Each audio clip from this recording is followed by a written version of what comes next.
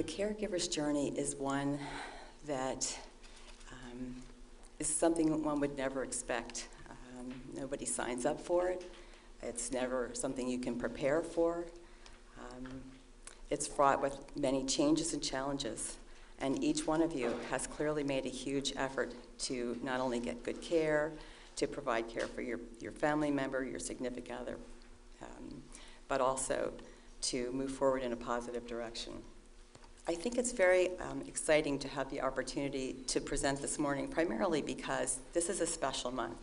This is National Family Caregivers Month and also National Alzheimer's Disease Awareness Month. So a really important month to celebrate what you do as caregivers and also to bring awareness to the fact that Alzheimer's disease and other dementing illnesses continue to ravage each and every member of this audience in some way, shape, or form, and also in millions and millions of other homes around the country.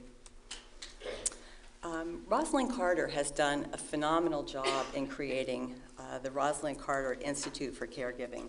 I was unaware of this until recently. I find it's a wonderful resource if you have an opportunity to go to the website and haven't had a chance to do that yet. This is a great, great resource for all of us, I think, for learning, for different information. But one of the things that she brings to the table is recognition of the fact that the caregiving role will touch every one of us in some way, shape, or form, in terms of folks who either have been caregivers, are currently caregivers, will be caregivers, or who will need caregiving. So she primarily frames the caregiving experience as something that will affect us and touch us in our lives at some point along the way. Let's talk a little bit about caregivers. This is a big audience. There are lots of folks here from different life experiences, different professional training, different educational backgrounds, lots of different experiences to the table as a caregiver. There's no one profile that we could ever say really fits a caregiver, except that they have accepted the need to provide care for their family member or a significant other. It's important for us to talk about not only the caregivers, but the journey, and I know that that term doesn't necessarily feel comfortable for some folks, but the experience that folks go through as they move forward in assisting a family member through the care of dementia. I wanted to show you a clip that I think gives us a good example of this. I've seen this several times, and every time I look at it, every time I view it, it brings a tear to my eye, because I think it does illustrate what each and every one of us goes through when we're caregivers, the challenges that we face, the emotional challenges, the physical challenges, the spiritual challenges, the pragmatic challenges. And needing to switch gears and change roles is not something that's easy, especially in situations that demand the kind of challenges and actions that you all face on a daily basis. I think it's really important for us as caregivers and as clinicians to be more mindful of that, especially the clinicians. One of the experiences that I've had both as a clinician and as a family member of someone with a dementing illness is that the caregiver tends to be invisible. The caregiver is so important. Without the caregiver, the patient or the person who's being seen or being treated would really be at a tremendous loss, even beyond the experience that they have at the moment. And I think caregivers are now being given a little bit more attention, but it's something that we have to definitely bear in mind and be cognizant of. One of the things that's happening now, actually, in terms of caregiving appreciation, is that because of some of the changes in the healthcare system, caregivers are also being considered for assessment when patients are being seen. And this doesn't always happen. I don't know if it's happened with anyone here in the room, that the physician or nurse practitioner or psychologist or social worker will do an assessment of your experiences, what you're going through, what your understanding of the situation is. But with this role reversal that we're going through with our family member and the demands of the task at hand, it's important for the clinician and the healthcare system to be aware of what you're dealing with, what your expectations are, and to have a visibility in the role that is being considered. One of the things that I thought about when I saw this graphic was it really does illustrate what happens in terms of caregiving and role reversal. Caregiving is something that we do instinctively. Little girls and sometimes little boys will play with dolls. Women especially, but men as well, love caregiving for little children. It's something natural. It's something expected in many cases. I mean, not everybody wants to be the caregiver of a child, but in lots of cases people do. So it's something that we value, that we cherish, that we enjoy doing. As we move up the spectrum, the life spectrum, and we get older, our caregiving needs change. And the needs of the care recipient change as well. As we move forward in our life experience, we don't need as much care from an outside source. We may have care from a family member and love from a family member, but it's not necessarily the kind of care that we would receive at a younger age. As we move further up to the right, we tend to need more care, and in cases now, folks are living longer. The life expectancy is much longer than in the past because of advances in medical care, and because of the fact that we live longer, we are seeing increasing numbers of patients and friends and family members who present with a dementing illness. So we see that there is additional need for care on the far end of the spectrum that probably didn't exist to the same degree a long time ago, or not even 100 years ago. The life expectancy was not nearly as long as it is now. So in this case, we can see that there are role reversals where the parent, the grandparent, or the older spouse now has the needs of, in many cases, the same needs that would be true for a younger person or a child. I found a video that I think would be good for us to take a peek at, and I'll show it to you in just a minute. But one of the things that we need to think about is transitions of care, and I think that was one of the issues that I was supposed to focus on today, is transitions of care. And when you think about transitions of care, if you Google transition of care, this is from the Center for Medicare and Medicaid Services. This definition is the movement of a patient from one setting of care, i.e. hospital, ambulatory, or primary care practice, any kind of practice, to another. So that would be from, for example, a long-term care facility to the hospital to a rehab center, back to a long-term care facility, or any transition of care from a facility to facility.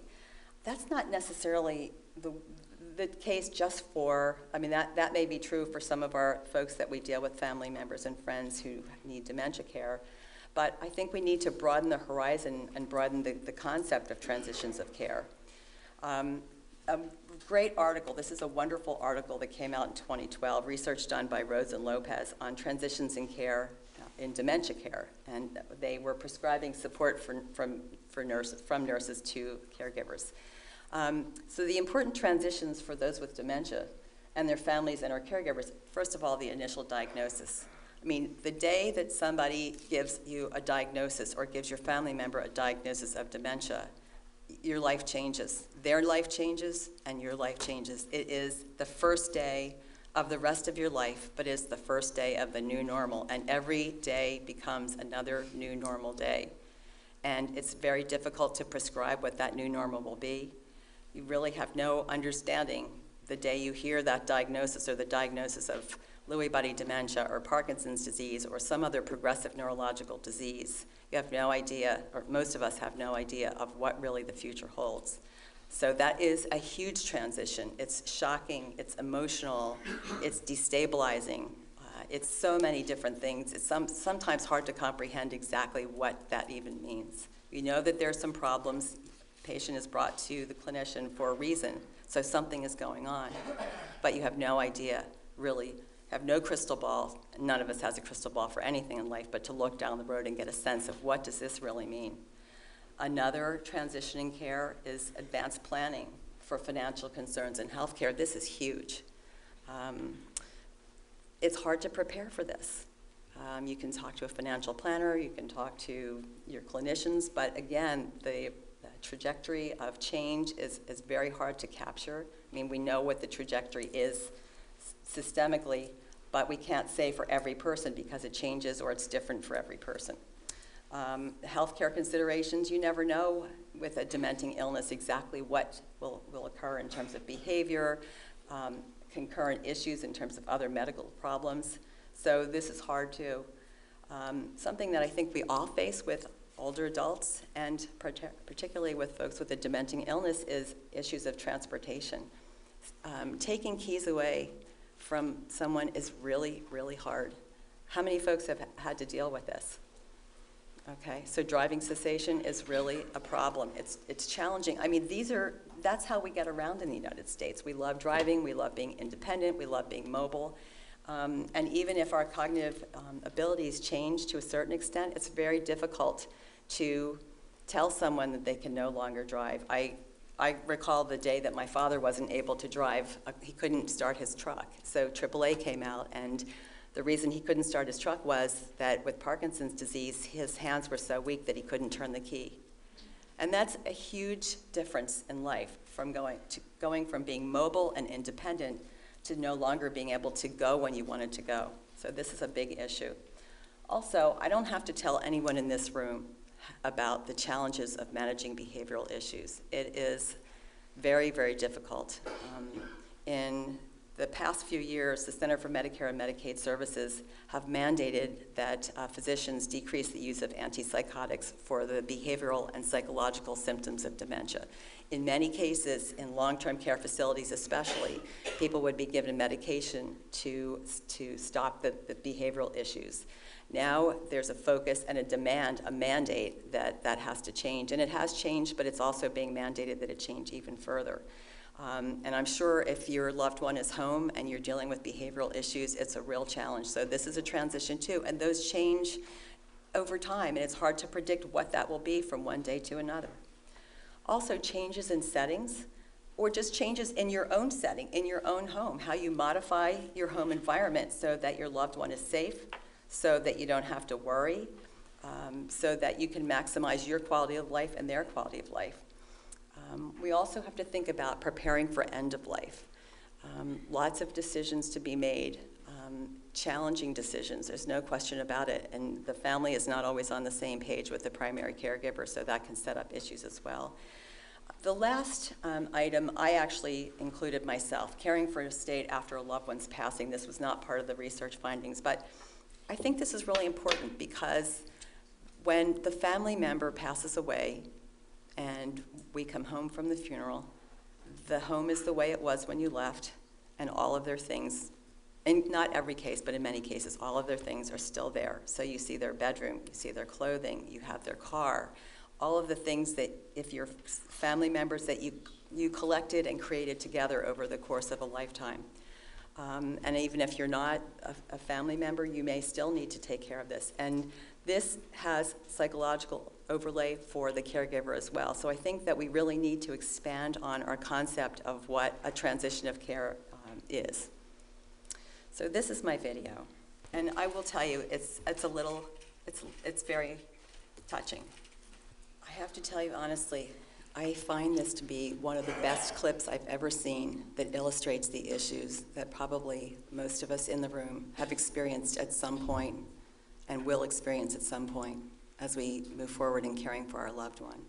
And I hesitated to bring this to you this morning because I think it's emotional. Every single time I've seen this, and I've probably seen it 10 times, I've cried. I just think it's really very, very touching. But I also think it's important in terms of illustrating the issues that are faced in a chronological fashion by these folks and by many folks who are dealing with transitions of care. And what I love about this website is from Terra Nova Films in Chicago. They specialize in films that are available and focused on the needs of older adults, primarily with dementing illnesses, but other issues as well. This video caregiving website is available. All these videos, there are 57 videos that are between 6 and 8 minutes long, and this is available to you to look at any time, to review it's there for your use. And I think it's important to have this because folks who don't know, or folks who are just becoming part of the Alzheimer's and dementia caregiver community family, can use this as a resource. But I think this is very, very helpful, and I found it to be, I think, illustrative of the kinds of things that we need to think about, and the emotional part of it. We could see Ev change in terms of his presentation, just the way he looked, the way he talked, the way he captured the experience he had as a husband, a loving spouse, very loving spouse, and caregiver over time. His feelings changed. His needs changed as well. But he continued to care for his wife, even though she was in a long-term care facility, until she passed away. And excuse me, there are also other clips that are done with his family that are discussions about making decision for residential care placement. It's a very good clip as well. So if there's ever a time that there's something you'd like to look at that would involve any of these issues, I think this is a good resource. So why do we need to discuss caregiving? Well, I think the reason is that folks who are caregivers are invisible. I mean, we may accompany our loved ones to doctor's visits. We take care of them, we transport them, we make their food, but folks don't get it. It's like your job title is not, you are a caregiver, but that's not something you would put down on your resume necessarily. You might, and it's valid, but the world doesn't see us as having a role necessarily. There's no way to capture that the rest of, we can explain it, but it's not something that the world necessarily gets. If you say, I have a job and I show up at the office at 7 o'clock in the morning and I'm done at 5 o'clock and this is my job description and my job title, people understand that. They don't understand. They understand the need for caregiving intellectually. There's another aspect of caregiving that the world needs to understand emotionally and in terms of reality. What does this really mean? One of the issues about caregiving, the reason we need to talk about this, is that the perceived change or the growth in need for caregiving will be 85% in the next few decades. Can you imagine that? How many people are going to need to fill the same shoes that you're wearing today? Phenomenal number of people. And we need government support. We need programs like the Alzheimer's Clinic, other programs that address the needs of patients and caregivers and who are dealing with dementing illnesses. And we need to make sure that the world gets it, that folks that aren't necessarily invested and involved in this world right now, that they get it and support the programs and really are behind us in terms of moving forward. Lots of other issues in terms of why we should discuss caregiving. Hospitalizations are changing, Medicare reimbursements are changing. If people are readmitted to the hospital within 30 days, the hospital doesn't get paid. So there's a shift in terms of admission rates and a desire to admit people to the hospital if they need to be admitted. Home care technology is changing too, but the bottom line is the caregiving responsibilities remain the same. You can have the most technologically advanced home and you still have to do hands-on care. You can't put somebody in a machine and have them bathed and cleaned and, all fixed up. The other thing is that 1 in 5 Americans greater than 60, 1 in 5 Americans will be over 65 in 16 years. That's amazing. So 20% of the population. So I looked at some statistics that were not necessarily specific just to caregivers. Not to dementia caregivers. I got this from a website. It's the Family Caregiver Alliance in San Francisco. So about 66 million Americans are caregivers, unpaid caregivers. That's the important point there, unpaid caregivers. So that's 3 in 10 households. So if you live on a street with 10 houses, 3 of those houses have unpaid caregivers. That's pretty amazing when you stop to think about it. The projected number of hours per week that was cited in the statistics I looked at was between 20 and 39 hours. In some cases, it's higher. But that's a full-time job, and I'm sure that underestimates really what the amount of caregiving is. This is about 29% of adults, United States adults. 43 million adults, adult family caregivers care for somebody who's 50 or over. And also 15 million, I think the number has increased since these statistics were created, but 15 million care for someone who has Alzheimer's disease or another dementing illness. And then we have to think about the sandwich generation of folks that care for a loved one. More than 13 million also have kids. So we've got the parents or significant other or family member on one hand who requires a tremendous amount of care, 40 hours and more a week, and kids who also demand care and maybe a job on top of it. So lots of issues. About 80% of adults with long-term care needs are at home. So 4 out of 5 people are home.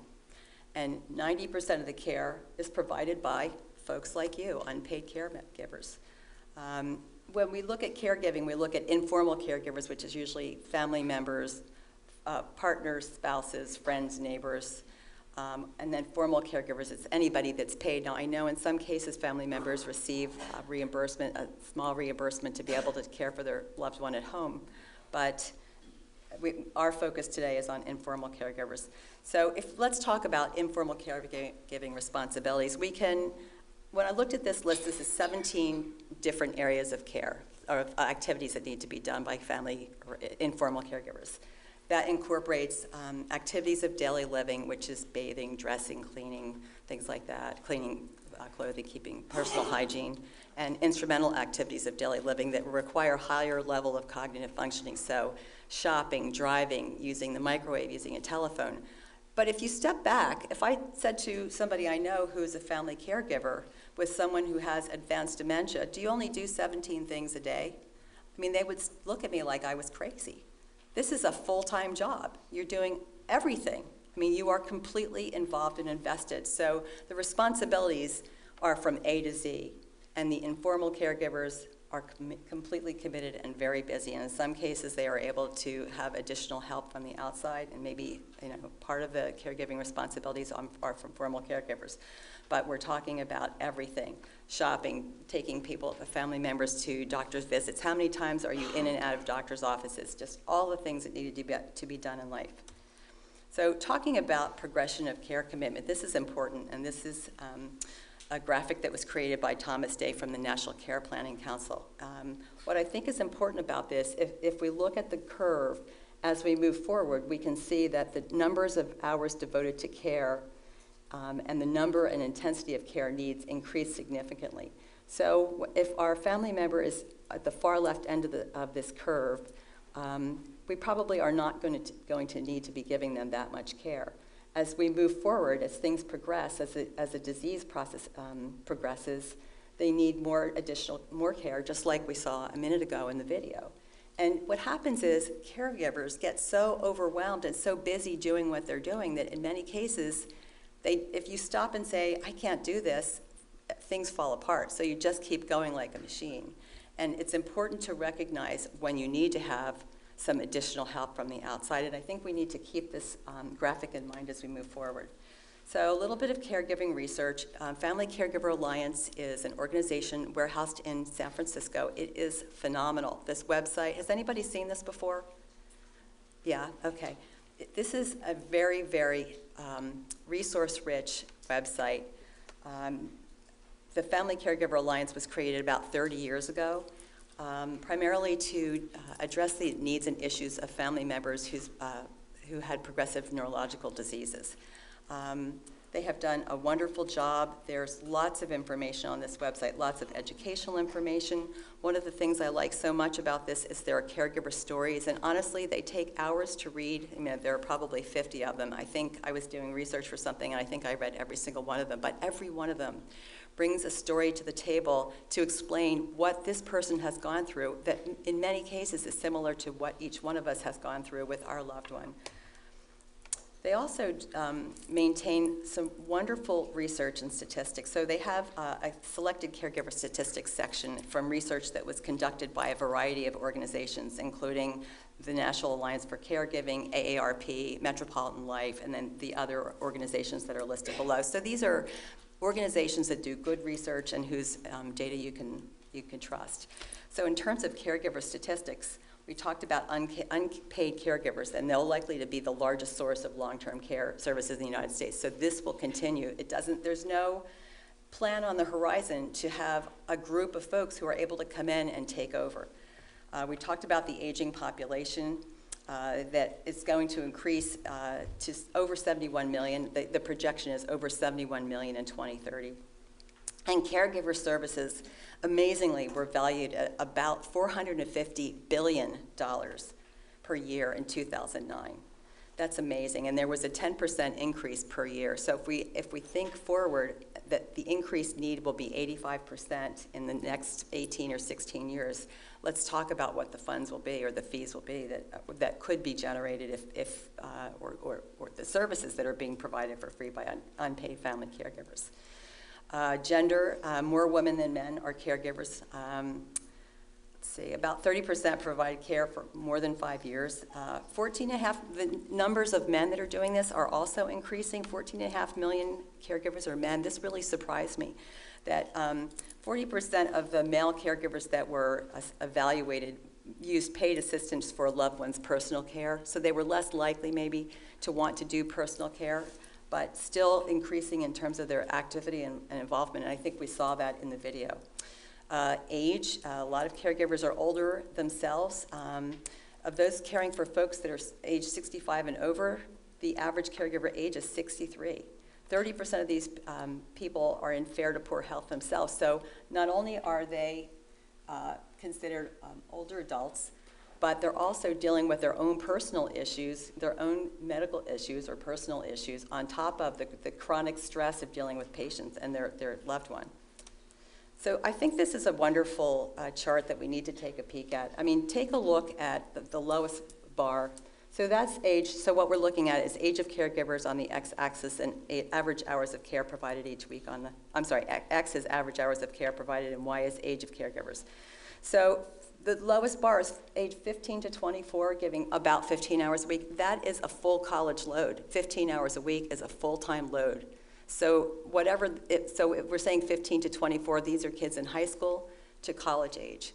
Somebody in high school to spend 15 hours a week on top of being in high school is a tremendous amount of responsibility. If we move, and same thing is true for kids that are in college. We move up to the top level, up to age 75. A 75 or older year-old person is giving about 35 hours a week of care, according to these statistics. That's a full-time job for somebody who's 75 years old. Aren't we supposed to retire before that? And this isn't an easy job. I mean, this is a physical, mentally taxing job. So I think that this is really important for us to bear in mind as well. So who receives care? Typically, it's a female, average age is 69. More than half of those folks need assistance with one or more activities of daily living. Most of them need assistance with 4 or more instrumental activities of daily living, which means that they may be able to eat their own food, dress and bathe themselves, but in terms of driving, making decisions about money, managing the house, all of those things, anything, that requires executive function is done by the caregiver. And more than 70% or more have one or more chronic illnesses. In terms of relationships of the caregivers to the care recipients, 72% cared for a parent or a step-parent or some mother, father-in-law. I think that, I don't know if that necessarily was represented in when folks raised their hand earlier, but a significant number. 2/3 cared for a patient over 75 years old, and about 60% reside in their family member, or caregivers reside in their own home. In terms of employment, this is a significant issue as well. And it's probably much bigger of an issue than we necessarily are aware of at face value. Employed caregivers are less willing than non-caregivers to risk taking time off from their job. 50% were looking for a second job, and 1/3 of them sought a job to cover caregiving costs. So not only do you have a full-time job in the office or whatever you're doing, you have essentially at least a half-time job at home, if not more, and then you're looking for another job to offset the cost of caregiving. That's an unbelievable burden, physically and psychologically. That's amazing and so difficult to deal with, and people do it all the time.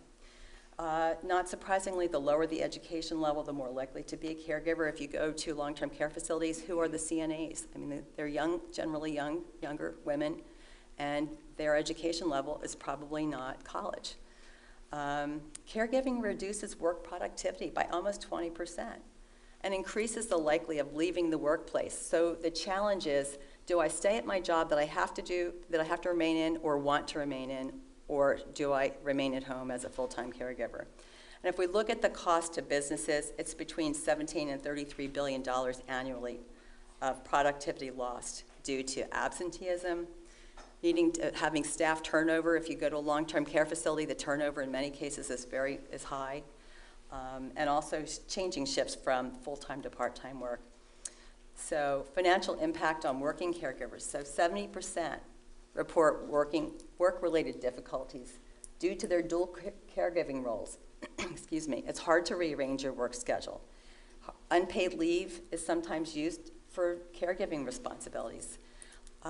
In this statistic, it indicates that more than 40% of caregivers had an annual income of less than $50,000. And $50,000 sounds like a lot of money, but it's really not that much money when you're dealing with the cost of caregiving and everything else involved.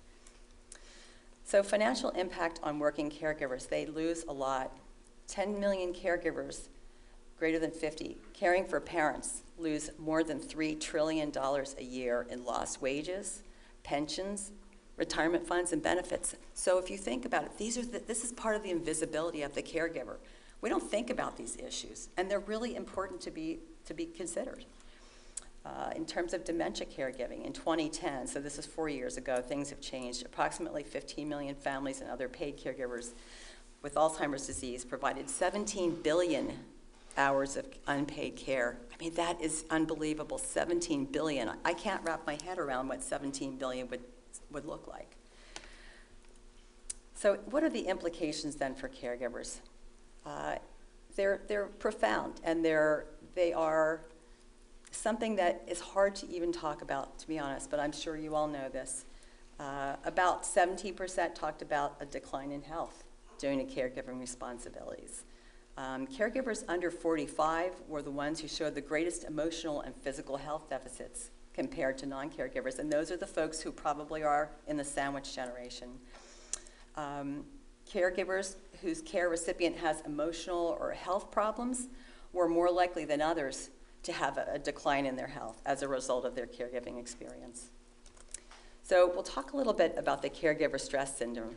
Caregiver stress syndrome is, this is a term that you can find in Wikipedia. I haven't heard it profoundly, when I've been in caregiving environments, but I think it captures what we're talking about, and that is you're exhausted, you're angry, not always, but in many cases, angry, guilty, exhausted from the task of caring for someone who needs chronic assistance, governance, and guidance. Another thing to think about, and this is really important, is the function of caregiver burden. And caregiver burden has been looked at, I think in 1986 was when it was first being studied by Zaret. But we define it as the extent to which caregivers perceive that their caregiving has had an adverse effect on their emotional, social, financial, physical, and spiritual being. So the entire circle of what makes us who we are is impacted, causes anxiety and stress and physical illness and psychological issues. And again, these are invisible issues. They're underreported. I mean, 1986 is a while ago, but not really that long ago when you think about how long people have been receiving care. And the focus on it, that was the beginning of caregiver burden research. And the other part about this is that there is no ICD code, billing code for caregiver burden. So if you see the doctor and the doctor sees your family member, they're going to bill, or the nurse practitioner, whomever the clinician is, they'll bill for that care or that visit, but they're not going to be able to bill for seeing you as a caregiver because nobody recognizes that this is an issue, a big issue. And this is something that I hope dialogue about caregiving is able to generate discussion about, that somebody on Capitol Hill will open their eyes and say, we have a huge need, we have an enormous number of people whose lives have been affected, and we need to start sending some resources to support caregivers and recognize the fact that this is a job, it has an emotional, psychological, physical, and spiritual toll. So these are risk factors for caregiver burden. And this actually is probably a little bit challenging to see in the back. This is a graphic that came out of the Journal of the American Medical Association. I've seen 3 studies that have come out this year, 2 in the spring. So there is a push to look at caregiver burden, which I think is really important. So significant factors in terms of caregiver burden are gender. So female caregivers are at greater risk for caregiver burden. Educational level, we talked about that a minute ago. Caregiver burden can actually have an impact on potential mortality of caregivers, which means that you're caring for your loved one, you're stressed, you're anxious, there might be financial issues, there could be a whole constellation of other issues that come into play that affect you. And if you're not able to take care of yourself, it can have long-term consequences. The statistic here is that there could be an increased incidence of 63%. I think that's really high, and it might have been found in one study, but it does definitely impact the potential for the caregivers to have a decline. Sleep deprivation is huge. I've known so many people who have developed sleep disorders. They also have eating disorders just because they're constantly going and they don't get a minute to sit down and rest. If we look at the bottom part of the chart, caregiving time and effort is important. Financial stress is a huge issue that we need to keep in mind, and also the inability to continue to maintain regular employment. So let's just talk briefly about the systemic impact of caregiving, health-related issues, fatigue, inattention, memory loss. How many times have you gone to walk into a room and you can't remember what you walked in for? Okay, that happens because your mind is going 1,000 different ways, so you don't have focused attention. You've thought about it and you know you have to go to that room, but you've got 5 other things competing for your attention. You get there and you think, oh my gosh, I've got these symptoms myself. It's very, very challenging if you can't maintain attention or you're tired. If you're tired, you're not listening. We call it psychomotor slowing. You slow down, you physically might slow down, cognitively you're just not integrating information. So we talked about sleep disorders, eating problems, progressive self-neglect, and chronic stress and burnout. All of these things could be potential issues that need to be considered. In terms of mental health issues, depression is really a major problem. The folks that I've met, for the most part, I can't tell you how strong caregivers have been that I've met. They motor on. They don't want to talk about necessarily their depression because talking about it gives it life. Talking about it, if you don't talk about it, maybe you can deny it, just motor on. When you step back and say, I am depressed, I hate this, it's very challenging to then move forward and continue doing it. But 40 to 70% of caregivers have symptoms of depression, clinical depression. And depression in terms of receiving, depression in the presence of additional functional declines is much worse. So as you're moving forward the trajectory of the disease process, it becomes harder and harder to remain emotionally resilient. Other psychological issues, I don't have to tell you, this is a list, and I'm sure it's not an exhaustive list. We talk about anger. How many times, I'm not asking anybody in the room, but there are moments, and I've seen this in my own family, I've felt this way myself. I really wanted to provide care for my dad, and he just wouldn't listen at all, nothing. And I loved him to death, but there were moments that I just had to walk away. And I'm sure probably everybody has times like that. Grief and mourning, compassion fatigue. You're compassionate. We heard that in the video. Ev said, she's my wife and I love her. And then as her disease progressed, he realized that, the relationship changed. And even though he still loved her and was compassionate, you get tired of being compassionate. And it's not something that you want to be. You don't want to be, uncaring, and you're not uncaring. It just takes its toll. So all of these issues, hopelessness sometimes, fear, embarrassment. You go out, people don't know with dementing illnesses that there's something going on until later stages of the disease. So you go out to the mall and your loved one acts out. They sit in the middle of the parking lot. They will not get up. It's embarrassing. And people don't know what's happening. That's just one example of one real world example. Social and contextual issues, we talked about finances, isolation. You might have a friend and they just don't want to hear this, talk about time after time after time. Family dynamics get in the way. Long-term caregiving is very, very challenging.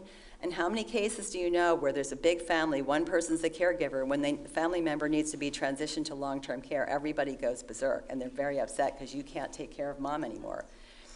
So here are some things to think about for you all as caregivers. This is the beginning of the caregiver. I have this in 3 slides, Caregiver Bill of Rights.